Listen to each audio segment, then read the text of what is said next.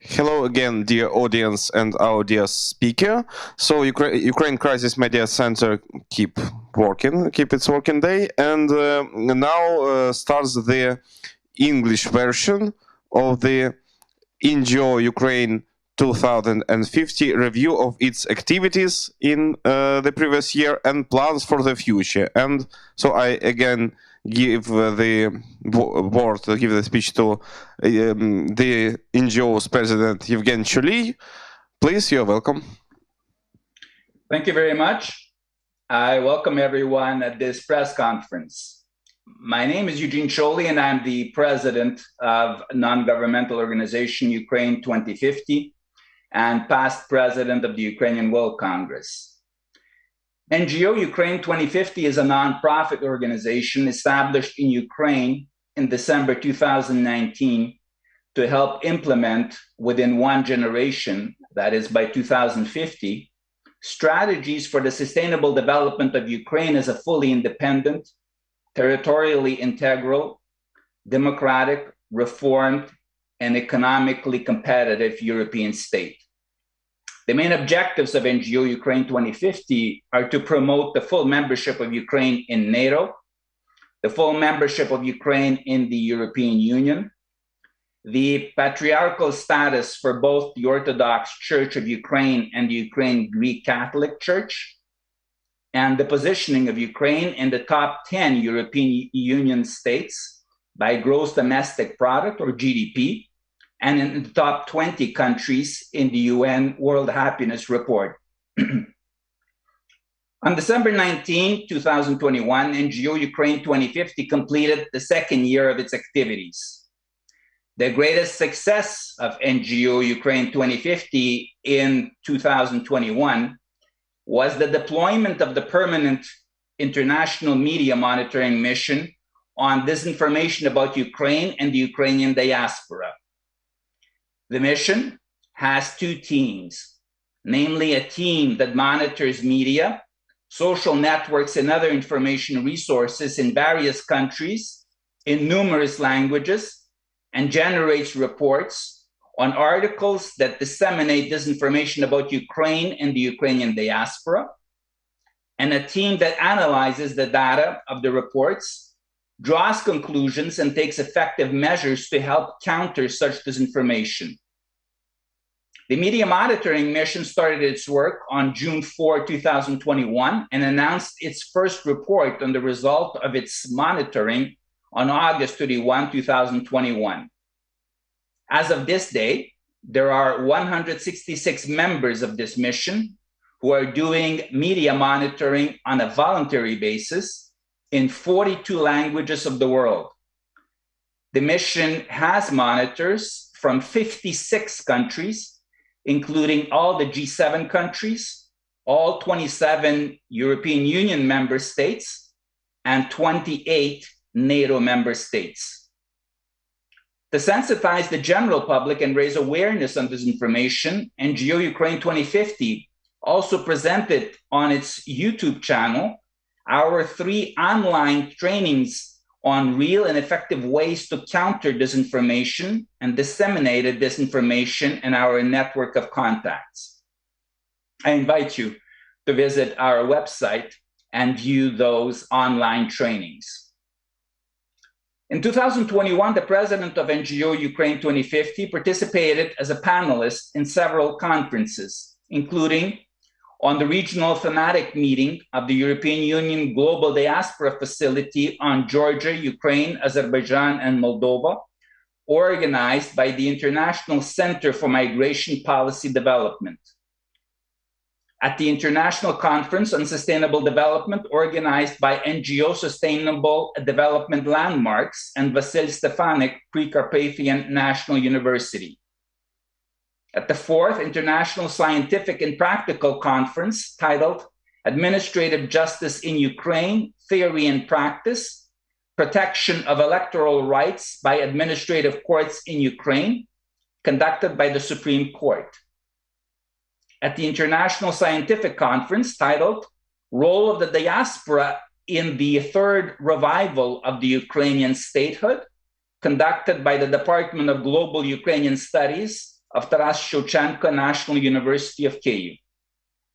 And at the panel discussion titled Diaspora as Brand Ambassadors of Ukraine in the World, during the 10th Forum of Diaspora Ukrainian Youth Chernivtsi 2021 and 3rd Congress of the World Congress of Ukrainian Youth Organizations. In August 2021, the leadership of NGO Ukraine-2050 participated in various events related to the 30th anniversary of Ukraine's renewed independence, which included meetings with heads of churches, high-level government and NGO officials of Ukraine and other countries, and chief justices of Ukrainian courts to discuss further plans of our cooperation. At that time, the official signing of a memorandum of cooperation between NGO Ukraine-2050 and the Taras Shevchenko National University of Kyiv took place. Throughout 2021, the president of NGO Ukraine-2050 appeared as a lecturer in virtual conferences with Ukrainian communities in the US, Germany, France, Poland, Portugal, Romania, Croatia, Brazil, and Argentina to highlight their input in the development of Ukrainian statehood and encourage them to continue their advocacy work in the defense of Ukraine's territorial integrity. During the year, NGO Ukraine-2050 issued over 110 statements on various current issues, including on the question of multiple citizenship in Ukraine. On December 19, 2021, NGO Ukraine-2050 held its annual general meeting in a virtual format in view of existing restrictions related to the COVID-19 pandemic. The annual general meeting approved the report on the activities and the financial report of NGO Ukraine-2050, as well as re-elected Eugene Czolij as president of the organization and Miron Naida as executive director. The annual general meeting also renewed the mandate of existing members of the honorary board and board of directors and elected new ones. The honorary board and the board of directors of NGO Ukraine-2050 are currently composed of very prominent personalities, including the head of the Orthodox Church of Ukraine, the head of the Ukrainian Greek Catholic Church, 3 members of the European Parliament, including a former Prime Minister of Lithuania, the Premier of the province of Alberta in Canada, heads of the departments of foreign affairs of the Orthodox Church of Ukraine and the Ukrainian Greek Catholic Church, a member of the Romanian Parliament, 3 rectors of prominent universities in Ukraine, the Honorary Council of Ukraine in Fribourg, Switzerland, the President of the Canada-Ukraine Chamber of Commerce, Vice Presidents of the Ukrainian World Congress, the first and the current Presidents of the European Congress of Ukrainians,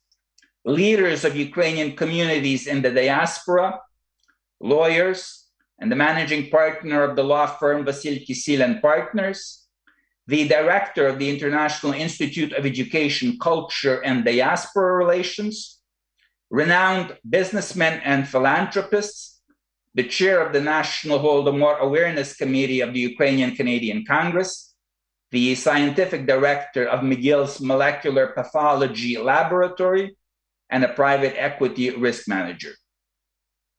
The participants at the annual general meeting also approved the action plan of NGO Ukraine-2050 for the future, namely, first, strengthening the work of the permanent international media monitoring mission on disinformation about Ukraine and the Ukrainian diaspora. 2, continuation of the advocacy work of the Organization for the International Community to support Ukraine during these challenging times of Russia's increased aggression against the West, since Ukraine is not only defending its territorial integrity, but also containing Russia's global expansionist ambitions with the intent to recreate a new and menacing Russian empire. 3rd, strengthening ties with the authorities and civil society of Ukraine and other states to advance the organization's core objectives, including for NATO to provide Ukraine the NATO membership action plan, for Russia not to be able to bypass Ukraine and gas supplies to Europe and continue to use gas as a political weapon against the West, and for Russia to be banned from using the SWIFT payment system until it deoccupies Ukraine within a certain period of time set by the West. Fourth, participation in Ukrainian delegations at international events. Fifth, participation in the Catholic Convention, Katholikentag, which is scheduled in Stuttgart from May 25th to 29th of this year. Sixth, the organization of offline and online conferences to promote the organization's core objectives. And finally, seven, preparing statements and reports on strategic issues and current events and disseminating them in the media, social networks, and our network of contacts. I take this opportunity to wish everyone all the very best in the new year, starting with strong health, success, happiness, prosperity, and most importantly, God's blessings.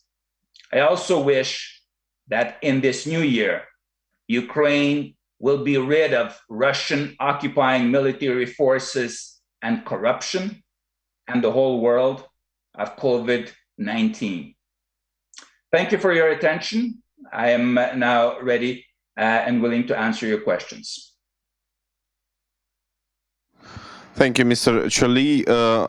Our audience haven't still any questions, so maybe you can say some remarks, the finishing remarks. I think I wish to thank the Ukraine Crisis Media Center for always giving us an opportunity to report on important activities and to voice our message on various current issues. I certainly hope that in this period of time when Ukraine is under threat of military aggression, that the international community will recognize Ukraine's role in stopping Russian aggression from going further and will support Ukraine in order for Ukraine to be able to overcome this Russian military aggression, and we will be living in a safer and more stable world. With this, I wish everybody a happy new year, and I thank you for this opportunity to address you. Thank you, Mr. Czolij, for your kind words and for your activity and work. We are finishing the translation. Thank you. Thank you very much.